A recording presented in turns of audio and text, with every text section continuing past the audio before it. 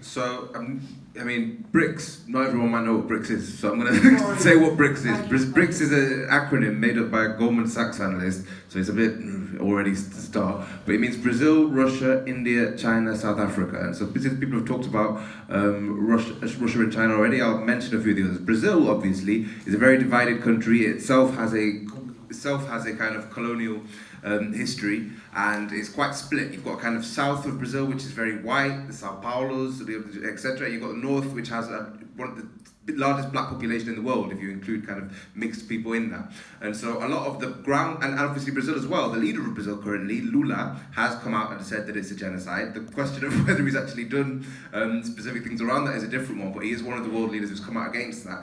Brazil recently had another leader called Bolsonaro, who is kind of Trump on steroids in many ways, and he obviously represents that other wing of Brazilian society, which is white supremacist, genocidal, colonial, has their own history of all of that going on, which is very, very, very pro-Israel. And whether or not Lula is able to, or has done anything concrete, is a very different question, but he has come out and said it's genocide what Israel is doing.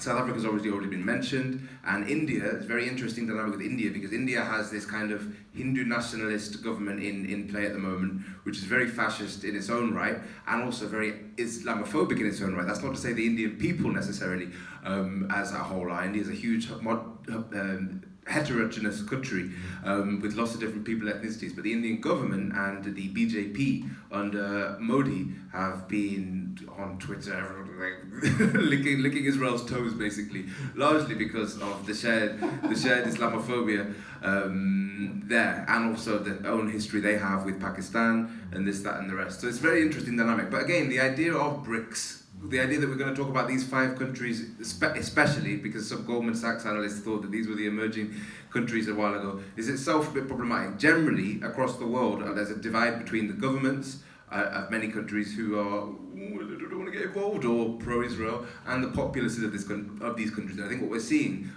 worldwide, generally, is a groundswell especially from non-white kind of people of the global south, of opposition to Israel and opposition to settler colonialism, and even within the colonial core in places like the country we're in at the moment. But yeah, so whether or not governments, the rest of the people of the global south, this could be a unifying moment. Just to add on to what the sister from Libya said about the falseness of this idea of European guilt, I think Douglas Murray is a great example of this, because Douglas Murray is the guy who stood up at the Conservative Party conference not too long ago, the crazy one where they were all saying mad things, and said, why should all of Europe feel guilty because the Germans mucked up twice in a century? And everyone was like, what? Mucked up twice in a century? This guy is now like rabbis and leading Zionist figures are now sharing articles from this guy, Douglas Murray, this Eton graduate,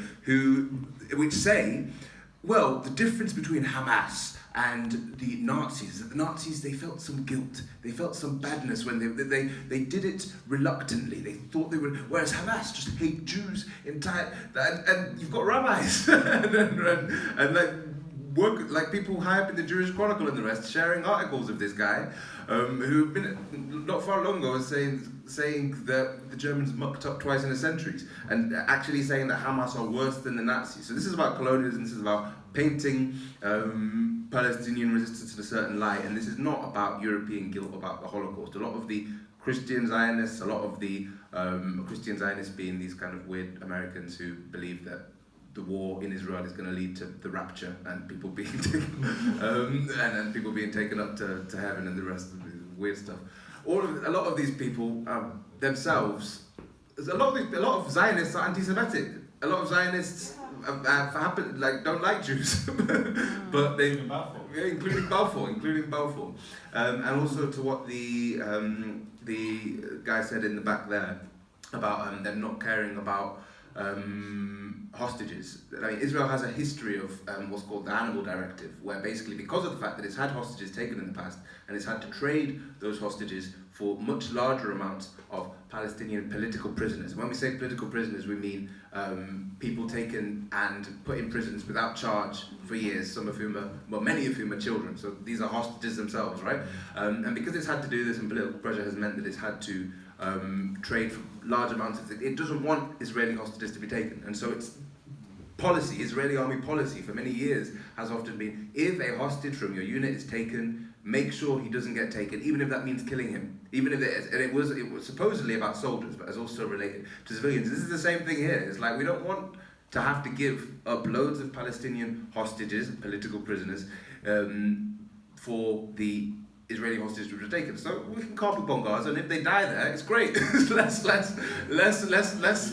swaps we need to do later on, right? They didn't like the idea that Hamas had this leverage on them, and so sorry, not Hamas, the Palestinian. Well, they didn't like the idea that there were Israeli hostages in Gaza, and that could become a bargaining chip, and so they were happy to carpet bomb Gaza and kill as many of the hostages as possible, as well as the Gazan people as possible, because at the end of the day, it's not about the hostages. The hostages play into this historic policy that Israel has had of pushing buttons until there's some retaliation, and when there's a retaliation, that retaliation becomes the justification for what Norman Finkelstein calls, or what he's mentioned, mowing the grass, just getting a bit more of the Palestinians, especially because they've had so many kids recently. There's such a young population in Gaza. We need to reduce that a bit more.